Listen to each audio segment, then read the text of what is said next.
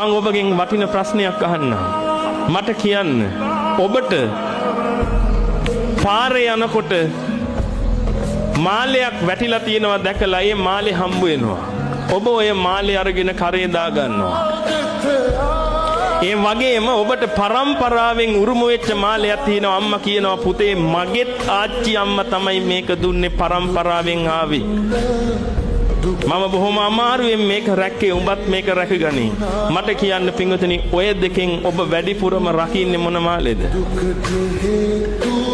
පාරේ වැටිච්ච එකද? එහෙමත් නැත්නම් අර පරපුරෙන් හම්බෙච්ච එකද? අමාරුවෙන් ගත් එකද? පින්වතුනි ඔබ යමක් අමාරුවෙන් ගත්තා නම් ඔබ රකින්නවා ඒක. හොඳට බලන්න ඔබ එහෙම කෙනෙක් නෙමෙයිද කියලා. ගොඩාක් අමාරුවෙන් නම් ඔබට යම් දෙයක් ලැබුණේ ලබා ගත්තේ පින්වතුනි ඔබ ගොඩාක් රකින්නවා. අම්මේ තාත්තෙක් ඉන්නවා පින්වතුනි දරුවෝ නැතුව අවුරුදු 7ක් 8ක් 10ක් දේවාලයක් ගානේ බෝධියක් ගානේ ගිහිල්ලා දොස්තරවරු හොයාගෙන කොහොම හරි අන්තිමට දසවෙනි අවුරුද්දේදී දරුවෙක් හම්බ වෙනවා. ඒ හම්බෙච්ච දරුවා වටිනව නේද පින්වතුනි අර අම්මට ගොඩාරියක්. එහෙනම් ගොඩාරියක් වටින්නේ පින්වතුනි ඒක ගොඩාක් අමාරුවෙන් හම්බෙච්ච නිසා. ඔබ දන්නේ නැහැ පින්වතුනි ওই මනුස්ස ජීවිතේ ඔබට හම්බුනේ කොහොමද කියලා. ඔබ හිතන්නේ ඔබ අම්මගේ බඩෙන් ඉපදුනා කියලා. හරි ලේසියෙන් පහසුවෙන් අම්මගේ බඩට ආවා ඒකෙන් ඉපදුනා කාලා බීලා හැදුනා කියලා පින්වතුනි ඔබ ඔය ලැබිච්ච මනුස්ස ජීවිතේ කුණු කොල්ලෙට ඔය විනාශ කරගන්න. මම නැවතත් ඔබට කියන ඔබට හිතෙන්න පුළුවන් ඇයි අපිට සල්ලි තියෙන්නේ මම කොච්චර සල්ලි හම්බ කරලා තියෙනවද මේ ගාල්ලෙන් භාගයක්ම මගේනේ කියලා හිතෙන්න පුළුවන් මෙතන ඉන්න කෙනෙකුට. ගාල්ලෙන් භාගයක් තියන් හිටියත් වැඩක් තියනවද පින්වතුනි මැරිච්ච ගමන් කුණු හැලිච්ච බල්ලෙක් වෙනවනම් මොකද්ද ජීවිතේ තේරුම? කෝ ඔබට ඇෂුරන්ස් එක. ඔබ ඉන්ෂුරන්ස් එක දාගත්තේ කොච්චර කාලයකට විතරද? ඔබට බය හිතෙන්නේ නැද්ද පින්වතුනි? ඔබට බල්ලෙක් දැක්කහම බය හිතෙන්නේ නැද්ද?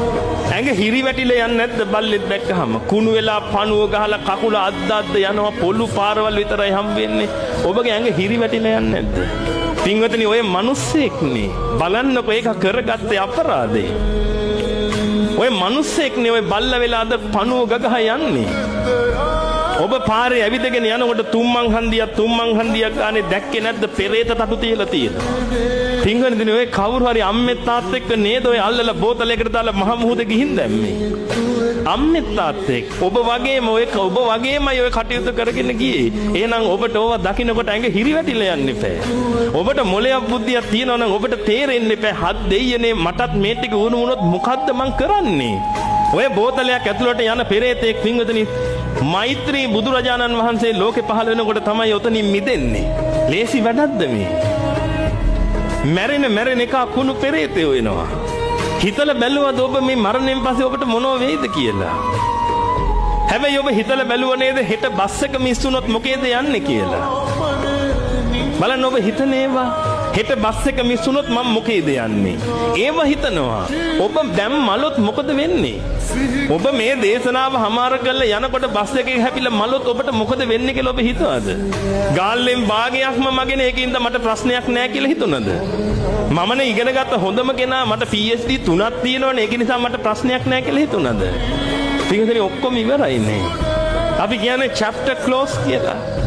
chapter close නේ. ආයි කවුද එන්නේ ඔබට පිට වෙන්න? ඔබගේ තාත්තා මැරිලාම බල්ලෙක් වෙලා ඉපදුනා නම් මං ඔය බල්ලා වර්ගෙන ඔබගේ ඉස්සරහට ආවොත් ඔබට පුළුවන් ද ඔය බල්ලව මිනිස්සෙක් කරලා දෙන්න? ඔබගේ තියෙන සියලුම ධනෙ වියදම් කරලා මට පුළුවන් නම් මිනිස්සෙක් කරලා දෙන්න?